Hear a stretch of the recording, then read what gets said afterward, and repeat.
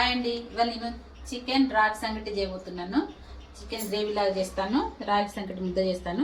చూడండి ఎలా చేస్తాను. చేసుకొని 5 స్పూన్ల ఆయిల్ వేసుకోవాలండి. 5 స్పూన్లు ఉండాలి మినిమం. ఓకేనా, సరిపోతుంది.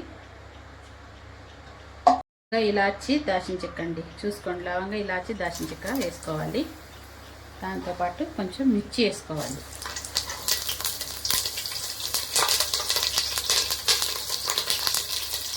ఆనియన్స్, ఉల్లిపాయలు కొంచెం బ్రౌన్ కలర్ రావాలండి. వచ్చిన తర్వాత మనము కొంచెం అల్లం పేస్ట్ కూడా వేసుకోవాలి.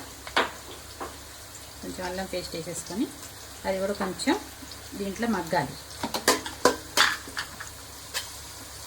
ఇంకా కొంచెం ఉడికినట్టు వేస్తే వేడి అయితే మంచిగా ఉంటుంది. ఫ్రై లాగా చేయాలి అల్లాన్ని కూడా.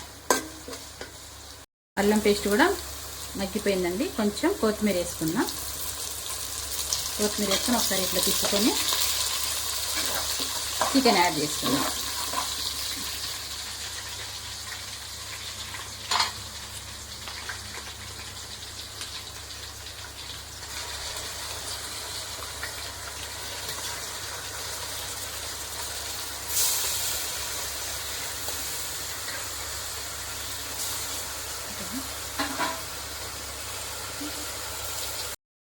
చికెన్లో నీరు మొత్తం ఇనికేటట్టు ఒక 5 నిమిషాలు ఉంచుకోవాలండి. నీరు మొత్తం ఇనుకుతుంది చూడండి, వాటర్ లాగా వస్తుంది. అది మొత్తం ఇనికిపోయిన తర్వాత మళ్ళీ ఏమయ్యాలో చెప్తాను నేను. చికెన్లో వాటర్ అన్నీ ఇనికిపోయినాయండి. మనం ఉప్పు యాడ్ చేసుకోవాలి, ఆ ముక్కలో పడుతుంది. దాని తర్వాత కొంచెం పసుపు వేసుకోవాలి. ఈ రెండు కలిపి ఒక 5 నిమిషాలు మగ్గనియాలండి. పసుపుతో తగినంత వేసుకోవాలి. ఏదైనా కానీ కొన్ని మ్యాక్సిమం తగినంత వేసుకుంటేనే బాగుంటాయి. ఇట్లా ఒక 5 నిమిషాలు మగ్గనియాలి. ఆయిల్ మొత్తం తేలింది కదా, పసుపును ఉప్పు వేసాం కదా, అవి మొత్తం కలుపుకోవాలండి. ఒక నిమిషంలో కలిసిపోతుందంతా. కలిసిపోయిన తర్వాత మనం ఒక చిన్న టమాటా వేసుకోవాలి. గ్రేవీ కర్రీ కాబట్టి కంపల్సరీ టమాటా వేస్తేనే బాగుంటుంది టేస్ట్. ఇది ఒక 5 నిమిషాలు ఉడకాలి. ఈ ఆవిరితోటి వాటర్ అయితే దీంతోనే ఉడకాలి. ఒక 5 నిమిషాలు మూత పెట్టుకున్నాం. టమాటా కూడా మెత్తగా ఉడికిపోయిందండి. చూడండి, టమాటా కూడా ఉడికిపోయింది. దాన్ని ఒకసారి మనం కలుపుకోవాలి. కలిపేసుకొని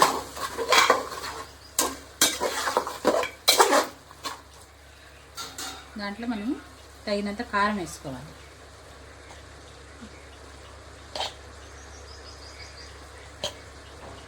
వేసేసుకొని కలుపుకోవాలి ఎంపటే, లేకపోతే అడుగంటుతుంది. అడుగంటితే కర్రీ టేస్ట్ పోతుంది. ఎంపటే అడుగంటక ముందే కలుపుకొని ముక్కలు పట్టేస్తుంది. ఎంపటే మనం దీంట్లో ఎసరు తెలుస్తుంది మనకి ఎంత పోయాలని. చూసారు, ఇప్పుడు ఎంపటే ఎసరు పోయాలి, అడుగంటొద్దు కారంతో. ఓకేనండి. ఇప్పుడు మనకు చికెన్ ఎసరేసిన అది ఉడికి దగ్గరకు వచ్చేసరికి మనం రాగి సంగటిని ప్రిపేర్ చేస్తాను. రాగి సంగటి ఎలా ప్రిపేర్ చేయాలి ఇప్పుడు మీకు చెప్తాను. కొన్ని బియ్యం తీసుకోవాలండి. 1/2 కప్పు బియ్యం తీసుకోవాలి, ఎక్కువ తీసుకోవద్దు. 1/2 కప్పు బియ్యం తీసుకొని కడుక్కొని, బియ్యం 2 సార్లు కడుక్కొని ఎసరు పెట్టుకోవాలండి. కొంచెం ఎక్కువ పెట్టుకోవాలి, ఎందుకంటే అన్నం మెత్త ఉడకాలి కాబట్టి. కొన్ని ఎక్కువ పెట్టుకుని చూడండి. పొయ్యి మీద పెడతాను నేను.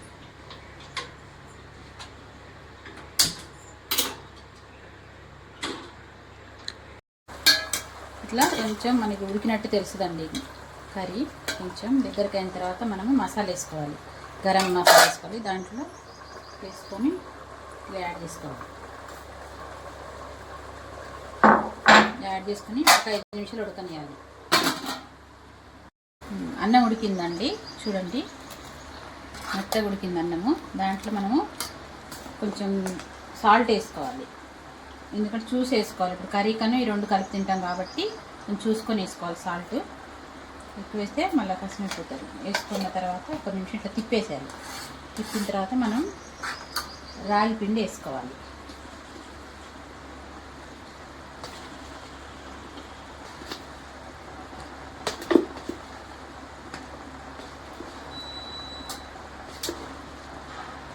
ఓకే, దీంట్లో ఒక 5 నిమిషాలు ఉడకనియాలండి. ముట్టుకోద్ది కదా, అది మొత్తం క్లీన్ చేసుకుంటుంది దానికి ఉన్న ఆవిరిని.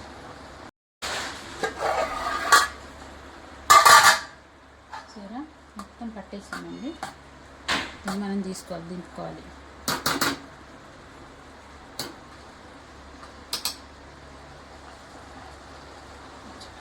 జరుగుతుంది మొత్తం కలుపుకోవాలండి మనం అన్నానికి దీనికి ముద్దలు.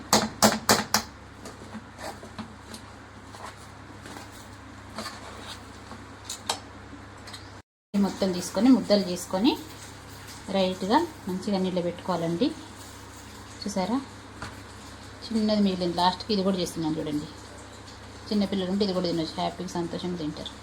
ఇదిగా మనం చికెన్లో తినేటప్పుడు నేను చూపిస్తాను మీకు. చూసారా ఫ్రెండ్స్, ఆయిల్ మొత్తం గుంజేసి దగ్గరకు వచ్చేసింది. ఈ మూమెంట్లో మనము చక్కగా కొంచెం సన్నగా తరిగి పెట్టుకున్న కొత్తిమీరని యాడ్ చేసుకుందాం. యాడ్ చేసేసుకొని ఇక మూత పెట్టేసి ఇక మన అన్నం తినేటప్పుడు చూపిస్తాను వీడియో.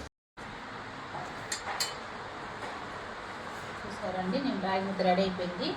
ఇప్పుడు చికెన్ కూడా మనము దీని మీద యాడ్ చేసుకుంటాం.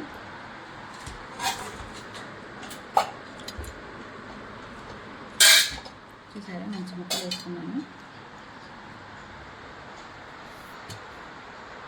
చూసారా టేస్ట్ చూడండి ఎంత బాగుంది, సూపర్ అండి.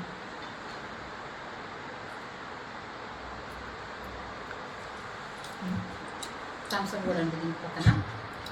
చూసారా ఇది అద్దుకోవాలి. దీంట్లో ఉల్లిపాయ కూడా సూపర్ అండి. మధ్య మధ్యలో థమ్స్అప్ కూడా అండి. చూసారా ఇట్లా అవుతున్నా సూపర్.